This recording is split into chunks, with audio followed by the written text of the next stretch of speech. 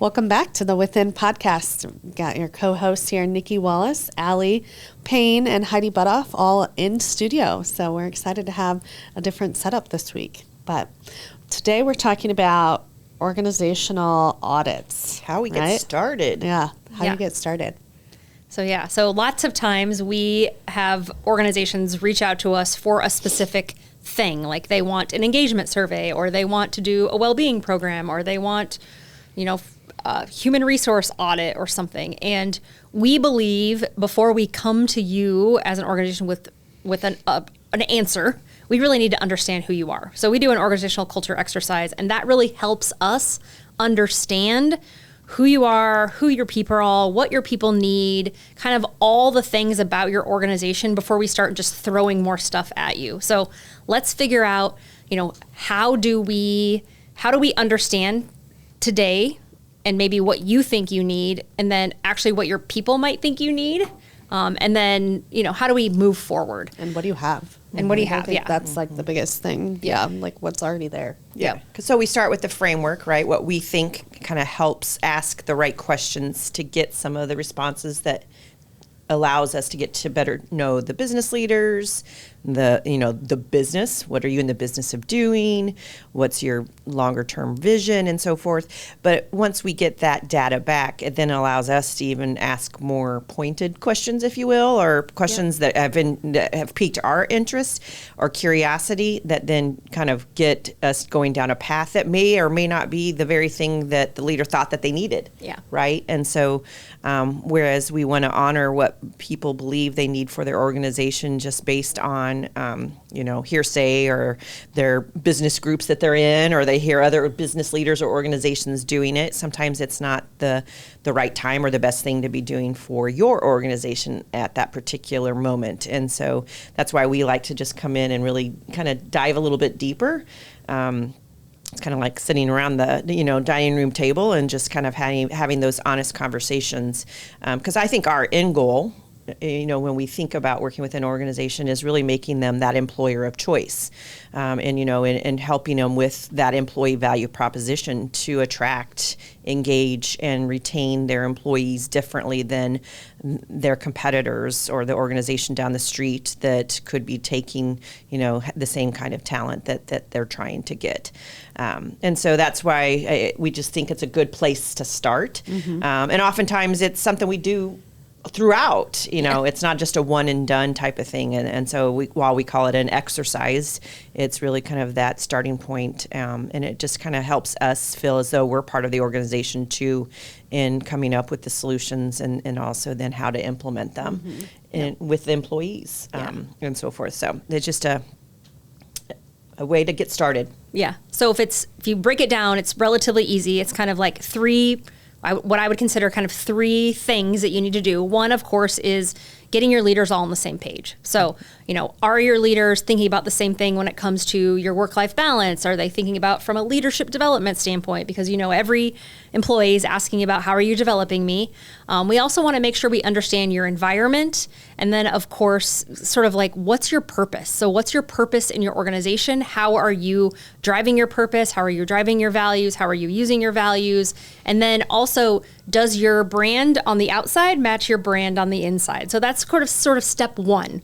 Step two is really understanding your demographics. So, do you know who's in your organization? Do you know, what generation they're in, and how do those generations function inside the leadership team that you have, but also really thinking about how does your generation show up outside of the organization. So, how are you working with your clients or whatever organization you're in or business you're in or industry you're in, the generations really do matter, because those 5 generations in your workforce today make up a large percentage of how you interact with each other and how you interact with your customers. And then the last thing that we do is really an audit of your resources. So you have probably 50 to 60 resources that you may or may not know about, and we uncover all of those. And we put it in the traditional buckets of well-being from Gallup.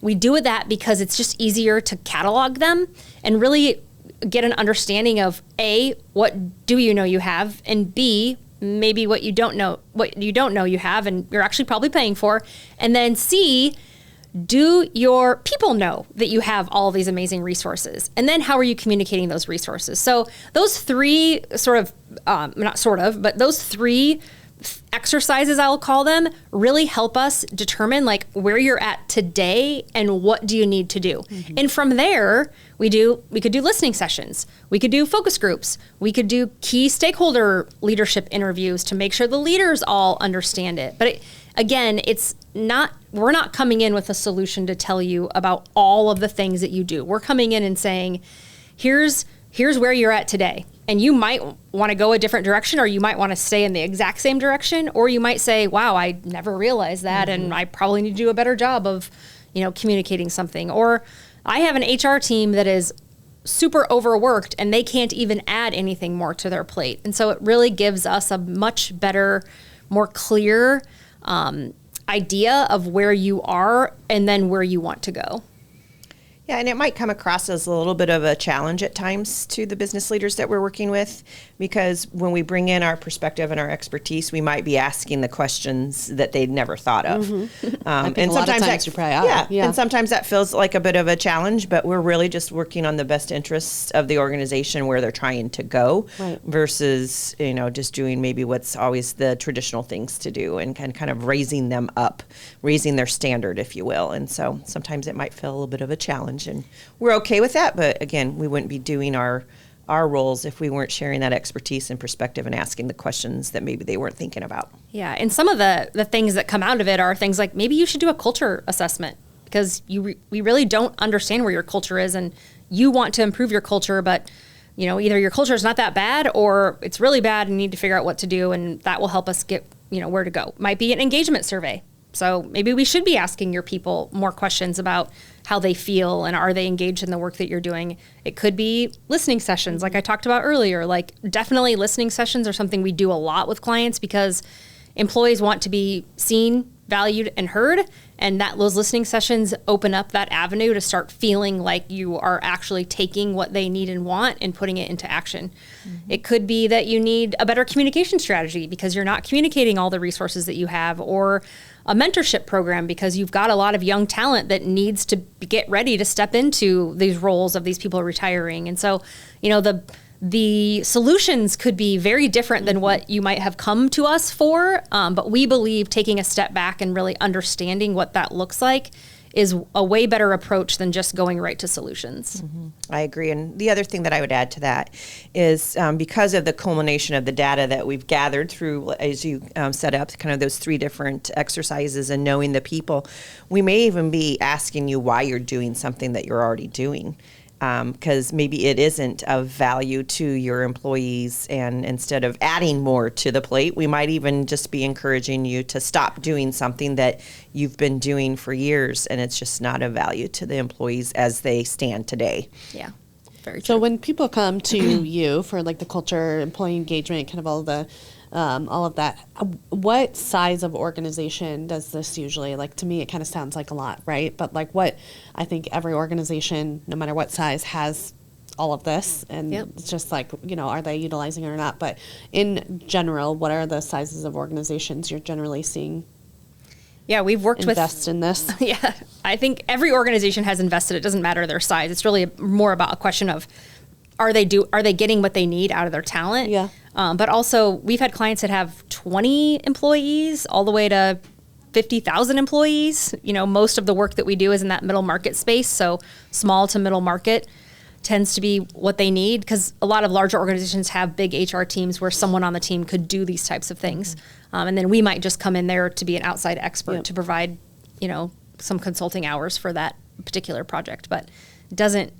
I feel like we get asked a lot, like, what size of organization? And we kind of push back on marketing people we've worked with in the past, because it's like the work that we're doing, whether it's the fractional HR, fractional wellbeing, fractional, executive or employee engagement, or, or project work. I mean, it's every organization, no matter where how big they are, they have a component of this going on. It doesn't matter. As soon as you start adding people, you inevitably are going to have all the things happen that come with adding the people. Yeah. So, Exactly. And we talked to a lot of organizations. We just even talked to one yesterday that, I mean, and there's no wrong in this, but a lot of times when you're small and growing, you put someone into an HR role 100% to wear that hat that has, that just likes the people, you know, is good at talking to people or good with the people and doesn't necessarily have the expertise to help you continue to grow. And that's just what we're trying to do. I think a lot of people get into HR. It's just like they end up falling into it from something. Yeah. And again, that's a great place for a lot of people. And sometimes they just need that partnership with someone like ourselves that can again, just raise the standard with how they're approaching their talent. Yeah. It's been fun to see you implement all of this into different organizations. I mean, I'm really good at the front end, and when Allie came on board and Heidi, it's the everything, like how do you get people to stay? And there's so many different ways you can come about it depending on the team and the hats everybody's wearing and everything. It's just, you got to do something. So, yeah. I think for so long, organizations have focused on comp and benefits as like their number one employee engagement driver. Yeah. And it's just not that way anymore. Like people are looking for something more, something different, something that is different than what you can get down the road from another employer. So it's really important that you understand what you have and then how do you deliver it and how do you make sure people understand what it is and why it's valuable to them, because most of us think about me first. I'm not alone. Most employees think like, what's in it for me, not necessarily what's in it for the organization. yeah. Well, and that point there, Allie, is really ties to the generations. Totally. I mean, again, if you've been around for 10, 15, 25 years, what you were doing for your employees 25 years ago is not going to be of value to the generation that's coming up. Yeah. The time autonomy, I mean, is huge. They want more autonomy over their time, for instance. Small, but yet how you consider that or think about that could be very different than 8 to 5, not a minute after, not a minute before type of stuff. So it's changing and challenging the thought process a little bit. Do you think the way that businesses run today will be very different in the next 10 to 15 years as the boomers leave and like the younger generations move into different roles? Yeah, I mean, I think it's already happening. Yeah. Like, I don't necessarily think that we're the same as we were even 10 years ago. I mean, no one likes to talk about COVID anymore, but COVID literally changed how people do business. Yeah. And there were organizations that we worked with that were literally like, people can't work from home because we don't have enough laptops for everyone. And somehow in 7 hours, the organizations figured out how to get everyone laptops so everyone could go work from home. So like, it's just crazy that how that important that was to get someone to change their mindset around, and even the whole conversation around productivity. And I think about myself, right? Like, I am such a better human and such a better employee when I can work from home and get things done when I couldn't get them done on the weekend. Right. And I remember sitting in rooms where leaders would be like, oh, well, they're doing their laundry while they're working. Yeah. Who cares? I don't know about you, but my laundry machine, like once I hit the start button, like it does its own thing. Right. So it's not like I have to sit there and watch the washing machine, make sure that it's, so it's just like, the mindset of, and it isn't just one generation. Like that's the thing, right? We have millennials that think the same thing that the boomers think, and the boomers think the same thing the Gen Zers think. And so it's just this, the world has changed. And until organizations determine that they have to be flexible, and I don't mean flexible in like, oh yeah, do whatever you want. I mean like just flexible in how your people show up and flexible to each of them bringing who they are to the work. Like hopefully you hired these people because they are who they are, not because you want them to fit into some mold that you've created. I think that's the future. And AI is going to make it even more that way, whether you agree with AI or not, or think it's good or think it's bad. AI will eventually change how you do business. 100%. And it doesn't matter. It doesn't matter what industry you're in, even healthcare, which I keep reading articles about how AI is not going to impact healthcare. I really do think it is. Yeah. Well, and I love the example that you always give, because I think people are listening to this and they're like, oh God, I got to go in and change everything. And it's like, no, you always even give the example, like my brain doesn't work after 3. And so, I mean, a lot of emails are things that come after 3.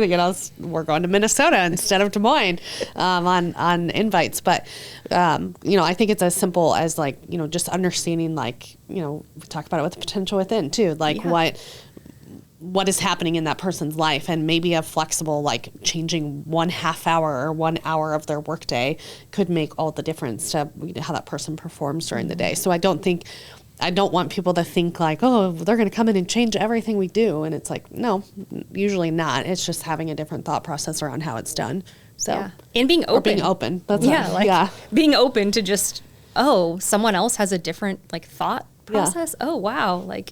And I think the other thing that we don't talk about a lot, because a lot of leaders today do not love the conversation around psychological safety. And that is such a huge component of being a successful team, is that, showing up as your authentic self. And a lot of times that rubs people the wrong way is, oh, I can't believe that they said that in the meeting. Like, well, yeah, of course, because I'm not going to sugarcoat something. Like, it is what it is. Right. And so you've got to figure out how to build that psychological safety on your leadership teams if you really want to be successful. Well, and that's why I like how we tie it all into the pillars of well-being, right? Because I mean, when we bring it back, our framework is focused on the whole person showing up to work every day. And looking at it from a holistic well-being perspective. And most organizations aren't thinking about it that way when they think about talent strategies and how it aligns to their business strategy. We really come at it from an organization health and an individual health. The individuals have to be well in your organization for your organization to be well. And so it really is full circle in our opinion. Yeah, and we're working on the 9 modern pillars of well-being, because we believe well-being has shifted for a lot of humans and probably organizations. We haven't necessarily done a it's not stamped yet. Let's just say it's not stamped. Right. No, that's right. But we're working on it. We do think there's probably more modern way to think about well-being. So we're working on that pretty heavily right now. So we're excited about that. Fun stuff. Yes. All right. So if you don't know where to start, honestly, just message us, call us, talk to Allie. Probably is your, I could talk to you about listening sessions and engagement, but Allie's going to be your person to start with. But they're doing some pretty cool stuff in that space. So thanks for hanging out with us today and listening to everything about how to get started, and we'll plan on seeing you next week.